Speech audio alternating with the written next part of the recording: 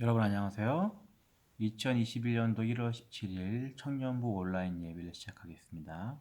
먼저 찬송가 446장 주 음성 외에는을 다 같이 찬양하겠습니다. 446장 주 음성 외에는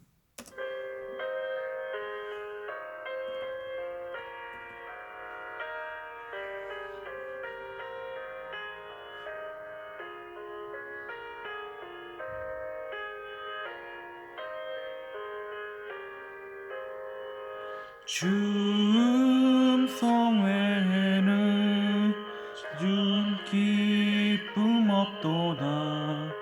날 사랑하신 주 늘 계시옵소서. 기쁘고 기쁘도다. 항상 기쁘도다. 나 주께 왔사오니 복 주옵소서.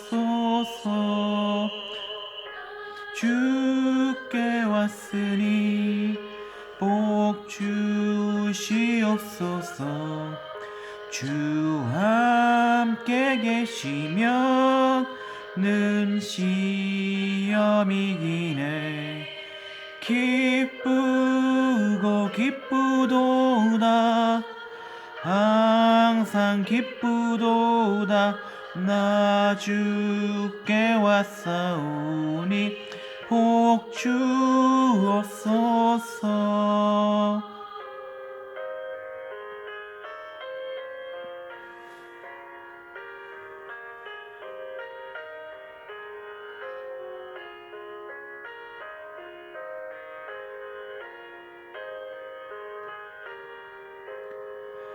주 떠나가시며 내 생명 헛되네.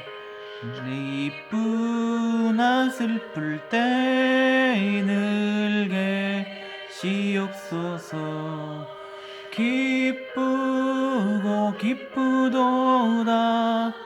항상 기쁘도다. 나 주께 왔사오니 복 주옵소서. 그 귀한 언약을 이루어 주시고 주 명령 따를 때는 계시옵소서. 기쁘고 기쁘도다. 항상 기쁘도다. 나 주께 왔사오니 복 주옵소서.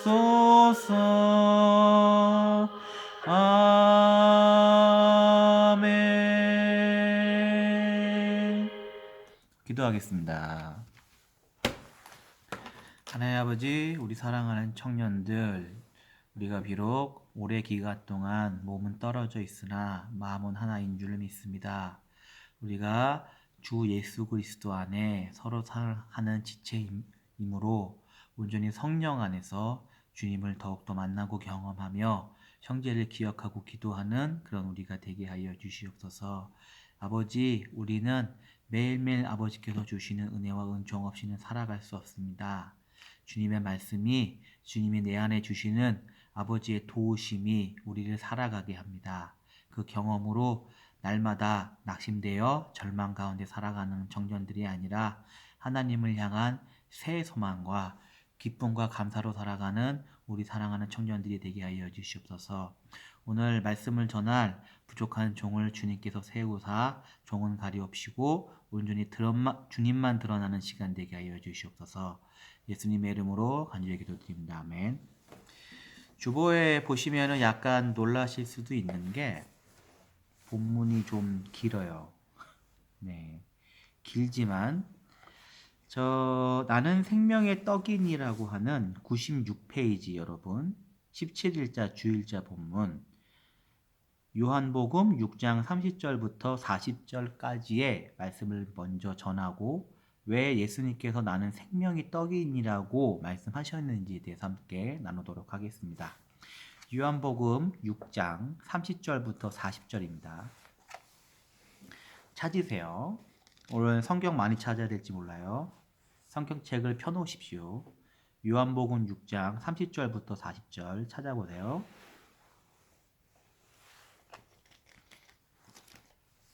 찾으신 줄 알고 다 같이 합독하겠습니다. 그들이 묻되 그러면 우리가 보고 당신을 믿도록 행하시는 표적이 무엇이나이까? 하시는 일이 무엇이나이까?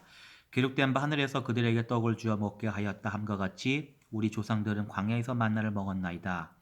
예수께 이르시되 내가 진실로 너희에게 이르노니 모세가 너희에게 하늘로부터 떡을 준 것이 아니라 내 아버지께서 너희에게 하늘로부터 참떡을 주시나니 하나님의 떡은 하늘에서 내려 세상에게 생명을 주는 것이니라. 그들이 이르되 주여 이 떡을 항상 우리에게 주소서. 예수께서 이르시되 나는 생명의 떡이니 내게 오는 자는 결코 줄이지 아니할 터이요 나를 믿는 자는 영원히 목마르지 아니하리라. 그러나 내가 너희에게 이르기를 너희는 나를 보고도 믿지 아니하는도다 하였느니라. 아버지께서 내게 주시는 자는 다 내게로 올 것이요 내게 오는 자는 내가 결코 내어 쫓지 아니하리라. 내가 하늘에서 내려온 것은 내 뜻을 행하려 함이 아니요 나를 보내신 이의 뜻을 행하려 함이라. 나를 보내신 이의 뜻은 내게 주신 자 중에 내가 하나도 잃어버리지 아니하고 마지막 날에 다시 살리는 이것이니라. 내 아버지의 뜻은 아들을 보고 믿는 자마다 영생을 얻는 이것이니 마지막 날에 내가 이를 다시 살리리라 하시니라. 여러분은 이 말씀이 많이 들어보셨을 겁니다. 주님은 생명의 떡이시라는 말씀을 왜냐하면 우리가 그걸 이해할 수 있는 거는 철저히 우리는 예수님의 십자가 사건 이후의 세대이기 때문에 주님께서 왜 이때 이 말씀을 하셨고 이게 어떤 상징을 가지고 있는 의미인지 잘 이해가 그러니까 지식적으로는 알고 계실 겁니다. 그런데 이 말씀은 당시에 있는 많은 무리들, 예루살렘에서는 예수님을 대적하는 사람들이 많았지만 갈릴리는 예수님의 거의 홈그라운드였어요. 그 예수님의 쫓아다니는 12제자 말고도 많은 제자들과 무리들은 이 예수님의 말에 큰 시험과 고민이 됩니다. 그래서 6장 41절부터 말씀을 보면은 수군거려요. 그리고 이렇게 얘기하죠. 너는 그가 이르되 요셉의 아들 예수가 아니냐 그 부모를 우리가 아는데 자기가 지금 어찌하여 하늘에서 내려왔냐 하느냐 이렇게 자기가 상식 밖의 얘기를 했다고 예수님을 생각하면서 예수님을 다 떠나갑니다. 자, 예수님은 자신이 누구이신지 왜 이 땅에 오셨는지 말씀을 하셨고 사명에 대해 말씀하셨는데 많은 사람들이 이를 받아들이지 못하고 예수님을 떠나는 얘기가 오늘의 본문 얘기입니다. 근데 이 본문 이전에 우리가 꼭 기억을 하고 배경적으로 알아야 되는 게 예수님의 네 번째 표적인 오병이어와 예수님의 다섯 번째 표적인 예수님께서 폭풍 치는 갈릴리 호수를 건너오셔서 예수님께 오는 사건에 대해서 알고 있어야 됩니다. 자, 그러니까 오늘 본문을 제대로 이해하려면 6장을 통째로 다 이해해야 돼요. 그러니까 오병이어만 따로 떼도 안 되고 예수님께서 갈릴리 호수 사건만 건너오는 것도 이해돼서 안 되고 생명의 떡만 이해돼서도 안 돼요. 모든 사건들이 연결돼서 이해가 돼야 됩니다. 그래서 여러분이 오늘 보시는 주보회 같은 내용이 들어갈 거예요. 자, 먼저 오병이어부터 얘기를 시작을 하겠습니다. 6장 1절을 피세요. 6장 1절. 예수님께서 디베리아 갈릴리 바다 건너편으로 가십니다. 이때가 6월절인데 예수님께서 6월절 날은 보통은 매년 예루살렘에 올라가세요. 근데 올라가시지 않습니다. 이게 29년 6월절인데 올라가지 않으세요. 왜냐하면 28절에 38년 된 병자를 고치신 이후에 유대인들이 예수님을 죽이고자 하는 감정이 크게 올라요. 그래서 예수님께서 29년에는 올라가지 않으십니다. 대신에 갈릴리로 가세요. 자, 갈릴리 바다 건너편에 가시니 큰 무리가 따릅니다. 거기서는 예수님께서 행하셨던 많은 표적을 보고 그들을 따라오고 예수님께서 그들이 자기에게 오시는 것을 보시고 그들에게 먹을 것이 없음을 보시고 근심하셔서 그들에게 기적을 베푸시는 게 우리가 잘 알고 있는 오병이어입니다. 자, 이게 어떤 기적인지는 다 알고 계실 텐데 먼저 간단하게 예수님께서 큰 무리를 보시고 빌립에게 물어보십니다.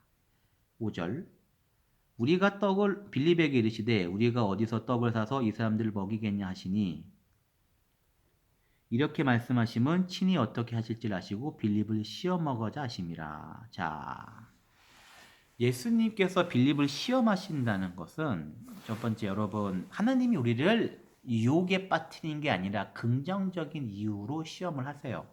히브리서 11장 7절의 말씀을 참고하십시오. 시간이 없으니까 세세한 건 다 읽지 않을게요. 자, 예수님 여러분 사람은 자기가 잘하는 줄 알아요. 자기 믿음이 좋고 하나님께 잘 한다고도 착각합니다. 그때 예수님께서 긍정적인 의미의 시험, 너의 믿음을 강화시켜 주시기 위한 시험을 하실 때가 있어요. 그게 오늘 본문에 같은 빌립에게 하신 시험이십니다. 예수님께서 이렇게 물어보신 다음에 그 다음에 능치 못할 힘을 가지신 예수님의 능력을 보여주십니다. 그것이 오병이어. 오병이어에 대한 다른 설교를 여러분 듣게 돼서 거기에 대해 생각이 있으시겠지만 잠깐 내려놓으세요. 오늘은 철저하게 네 번째, 다섯 번째 표적은 생명의 떡까지 가기 위한 과정의 배경적인 얘기입니다. 자, 오병이어의 기적을 예수님께서 행하시니까 갈릴리에서 난리가 납니다. 난리가 나요. 네, 난리가 납니다. 이게 사람들이 오병이어를 봤다는 것은 단순하게 배고픔을 채웠다는 것만으로 보면 안 돼요. 유대인들은 자기네들의 정체성, 가장 큰 의미적인 사람이 있는데, 조상이 있는데, 바로 모세입니다.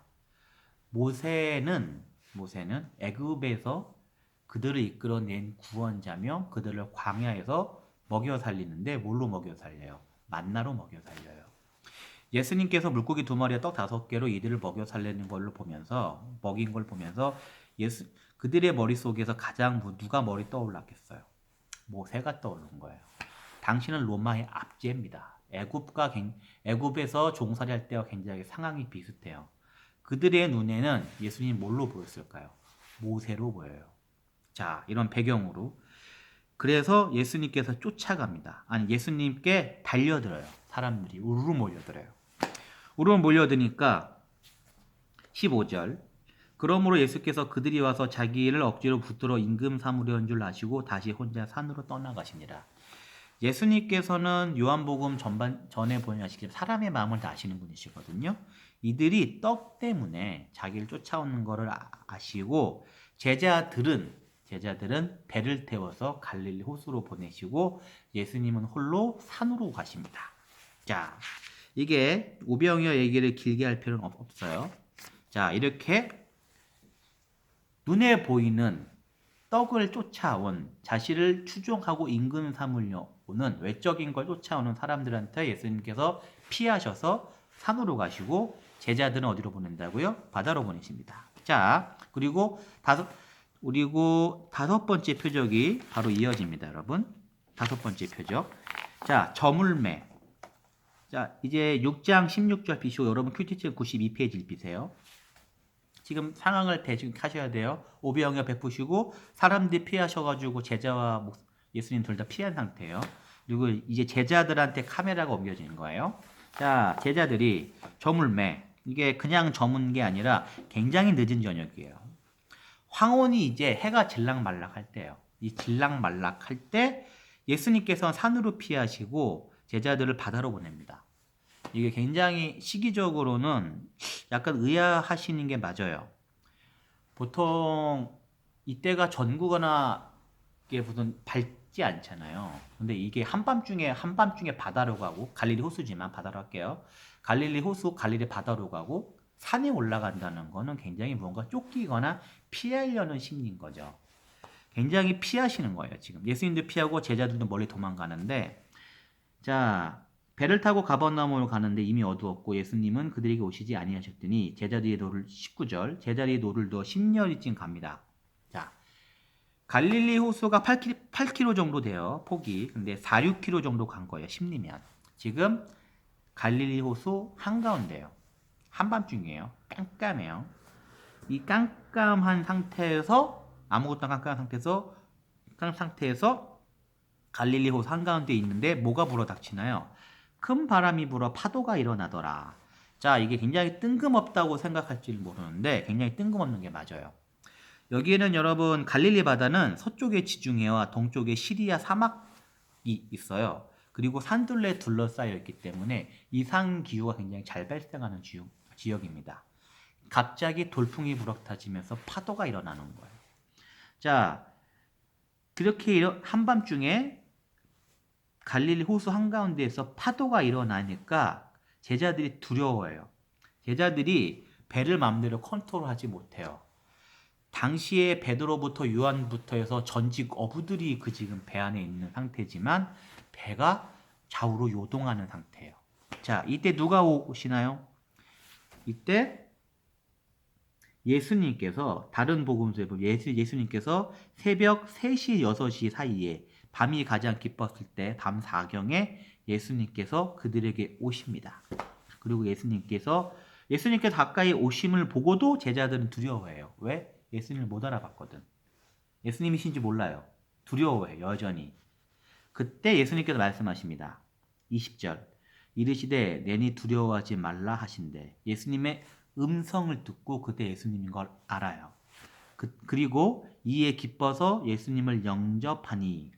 자, 이게 여러분 영접하니라는 맛은 리베인이라는 얘기인데 모든 문제가 해결됐다는 얘기예요. 여기서는. 그리고 곧 그들이 가려던 땅에 이르렀더라. 예수님께서 배 안으로 들어오시고 모든 문제가 해결되고 예수님과 함께 원래 목적된 대로 예수님이 이끄시는 방향대로 도착했다는 게 굉장히 16절부터 21절까지 짧은 본문의 내용입니다. 자, 여러분 잘 들으셔야 돼요. 오병이어 사건에 생명의 떡으로 가는 과정에서 5번째 표적인 제자들이 한밤중에 바다에서 폭풍을 만난 사건은 굉장히 유의미하고 굉장히 상징적인 사건입니다. 자, 여러분 이게 간단히 말해줄게요. 여러분 인생에 대한 표현이라고 한번 얘기해 봅시다. 이건 인생에 대한 표현이에요. 자, 인생이란 건 여러분 가장 어두운 밤에 바다 한가운데 같은 상황이에요. 그리고 예측 못하는 갑자기 발생한 파도와 바람을 만날 수 있습니다. 눈에 보이지도 않아. 한밤중이라. 바다 한가운데야. 폭풍과 바다로가 쳐. 나는 어부인데 나의 능력을 믿고 이 능력으로 내 문제 해결할 수가 없어. 예수님이 나에게 오시는데 나는 예수님을 알아보기 전까지 나는 마냥 두려워. 하지만 주님의 음성을 듣고 내가 예수님이 누군지 깨달은 다음에 내가 예수님을 영접하고 내 인생이 바뀌기 시작해요. 문제가 해결돼요. 21절 기뻐요. 주님이 내 인생의 주인이 되어주세요. 주님으로 말미암아 내가 주님께서 원하시는 방향으로 목적으로 나아갈 수가 있어요. 이 경험을 겉보기에는 바다 한가운데 배가 흔들리는 거지만 성경에서 말하는 행간의 의미는 인생이란 연약한 존재 인간들이 인생이라는 바닷속에서 하나님을 만나는 내용이에요. 예수님을 만나서 영접하는 내용이 이 본문이에요. 이게 굉장히 중요합니다. 자, 이 본문 5번째 표적이 있는 다음에 예수님께서 무리들을 다시 만납니다. 오병에 떡 먹었던 무리들. 그들이 만나서 예수님께서 그들에게 딱 한마디 하세요. 26절 예수께서 대답하여 이르시되 내가 진실로 너희에게 이르노니 너희가 나를 찾는 것은 표적을 본 까닭이 아니요 떡을 먹고 배부른 까닭이로다. 27절 썩을 양식을 위하여 일하지 말고 영생하도록 있는 양식을 위하여 하라. 이 양식은 인자가 너에게 주이니 인자는 아버지 하나님께서 인치신 자라. 자, 그냥 끝까지 읽을게요. 그들이 묻되 우리가 어떻게 하여 하나님을 일을 하오리까? 예수께서 대답하여 이르시되 하나님께서 보내신 이를 믿는 것이 하나님의 일이라 하시니. 여러분, 예수님께서 생명의 떡이시며 예수님께서 우리를 구원하실 분이시며 우리의 인생을 바꾸실 분이십니다. 하지만 대다수의 사람들은 예수님을 쫓아가는 이유가 오병이어에서 그 떡맛을 보았기 때문에 예수님을 쫓아가요. 예수님이 생명의 떡이시기에 예수님을 쫓아가는 것이 아니라 예수님이 나의 문제를 해결해 주실 만한, 세상에서 내가 겪는 문제를 해결해 주실 만한 분이신 것 같으니까 따라간다고요. 34절 그들이 이르되 주여 이 떡을 항상 우리에게 주소서. 당신은 로마 식민지 정치의 상황입니다. 우리로 따지면 일제 치하 상황이에요. 정치적으로나 권력적으로 억압과 핍박을 받는 상황이고요. 빈곤층이 많았을 거예요. 이때 이들이 진심으로 육적인 해결책과 모세와 같은 영웅을 바라는 것은 충분히 공감이 되는 상태고, 그들이 오병이어 사건에서 예수님을 모세로 바라보며 예수님을 쫓아가는 것조차도 충분히 공감이 된 상태예요. 하지만 예수님은 그들을 향해서 하시는 말씀은 먼저 그들을 떠나셨고 다시 만나 그들에게 하시는 말씀은 뭐예요? 썩을 양식을 일하지 말고 영생이 하도록 있는 양식을 위하여 하라는 말씀이에요. 이게 여러분 한 가지 오해를 하실지 말라는 게, 자, 영을 위하여, 영생을 위하여 육의 것을 포기해야 돼요. 근데 여러분 육의 것을 다 버리란 뜻이 아닙니다. 주님의 인도하심에 맡겨야 돼요. 마태복음 6장 31절 33절의 말씀을 보면 하나님께서는 우리가 이 땅을 살아가면서 육의 것이 필요하신 것을 알고 계세요. 알고 계십니다. 머리털 하나 다 사신 바가 되시며 참새보다 더 귀한 자예요. 하나님께 우리가 이 일을 맡겨드려야 돼요. 구체적으로 그게 뭐예요? 먼저 그 나라와 그의 의를 구하는 거예요. 예수님께서 이 땅에 오신 건 우리에게 영생을 주시기 위하여 오신 것이며, 우리에게 산떡이신 예수님을 주시기 위해서 오신 것이지, 눈에 보이는 떡만 주시기 위해서 오신 게 아니라고요. 근데 이들은 계속 예수님을 향하여 눈에 보이는 떡만을 가지고 예수님께 계속 간구하니까 예수님께서 그 떡 넘어 영생의 떡을, 생명의 떡을 구하라고 그들에게 계속 말하고 계시는 거예요. 자, 예수께서 이르시되 나는 생명의 떡이니, 35절 내게 오는 자는 결코 줄이지 아니할 것이요 나를 믿는 자는 영원히 목마르지 아니하리라. 여러분, 이게 내게 오는 자는 줄이지 아니할 것과 목마르지 아니할 것은 외적으로 볼 때 목이 해결되고 먹는 것만 해결된다는 게 아니라 인간의 모든 욕구, 애타게 바라는 것, 갈망, 이 원어적으로 볼 때 이게 모든 것에 진정한 참만족을 주신다는 얘기예요. 생명의 떡인 나를 먹어. 그럼 너희가 육적인 것뿐만 아니라 영혼육, 지정의 모든 것에 대한 참만족을 줄 거야. 얘들아, 너희들아, 제발 눈에 보이는 오병이어만 나한테 바라지 마. 나는 하나님이신 예수 그리스도며 생명의 떡이야. 영생까지 나는 모든 걸 줄 수 있어. 근데 이들은 못 알아들어요. 못 알아들어요. 그래서 예수님께서 얘기하신 겁니다. 39절 나를 보내신 이의 뜻은 내게 주신 자 중에서 내가 하나도 잃어버리지 아니하고, 이걸 해석을 하면은 나는 내게 보내주신 자를 절대 잃어버릴 수 없다는 뜻이에요, 여러분. 자, 예수님께서 이 생명의 떡을 얘기를 하시니까 오병이어 얘기하실 때는 그렇게 사람들이 구름대처럼 보였어. 예수님을 모세로 만든 임금으로 삼으려고 했어. 예수님께 잠시 거리를 벌하시고 제자들에게 5번째 표적을 보여주신 다음에 그를 다시 만나서 예수님의 생명의 떡, 영생까지 줄 수 있는 영원히 목마르지 않을, 영원히 줄이지 않을 떡을 얘기를 하시니까 사람들이 떠나요. 그게 아까 우리가 같이 읽었던 본문 뒤의 얘기입니다. 41절부터 얘기해요. 예수님한테 오병이어에 떡 먹었던 애들이 이렇게 얘기해요. 넌 요셉의 아들 예수 아니야? 이렇게 얘기해요. 며칠 전까지는 예수님을 임금을 삼으려고, 모세를 삼으려고, 예수님이 영생의 얘기를 하니까, 예수님이 영원한 구원의 얘기를 하니까 수군거리면서 요셉의 아들 예수가 아니라고 얘기를 해요. 예수님은 그래서 떠납니다. 무리만 떠나는 게 아니라 12 제자들 외에 제자들이라고 부를 만한 인물로도 예수님을 떠나요. 자, 예수님께서 진실로 진실로 너희 40절 너에게 이르노니 믿는 자는 영생을 가졌나니라고 해서 계속 얘기하며 너희가 49절 너희 조상들은 광야에서 만나를 먹어서 죽었거니와 이는 하늘에서 내려온 떡이니 사람으로 하여금 먹고 죽지 아니하게 하는 것이라. 얘들아, 만나 먹으면 죽어. 나를 먹어 영원히 살아라는 말씀을 계속하세요. 하지만 그들은 결국 떠납니다. 그리고 나중에 제자들은 떠나지 않으시고 제자들과 함께 가는 내용이 6장의 내용입니다. 전체적으로 정리할게요. 오병이어를 봐. 사람들이 예수님을 몰려들어. 임금 삼으려고 들어. 내가 원하는 로마의 앞제에서 나를 구원하시고 모세 같아. 예수님이 그들의 마음을 아시고 거리를 두셔. 예수님은 산에 가시고 제자들은 바다로 보내셔. 예수님께서 제자들에게 인생의 축약판, 믿음의 정의, 영접의 정의를 알려주시는 5번째 표적. 한밤중에 파도 가운데 헤매는 배로 들어가시는 물을 걸어가시는 표적을 그들에게 보여주셔요. 자, 그 다음에 다시 생명의 떡 얘기를 하셔. 모든 사람이 다 못 알아들어. 다 예수님을 떠나. 누구 빼고? 12제자 빼고. 그 폭풍 치는 바다 가운데서 예수님을 만난 제자들 외에는, 영접한 그 제자들 외에는 다 예수님을 떠나요.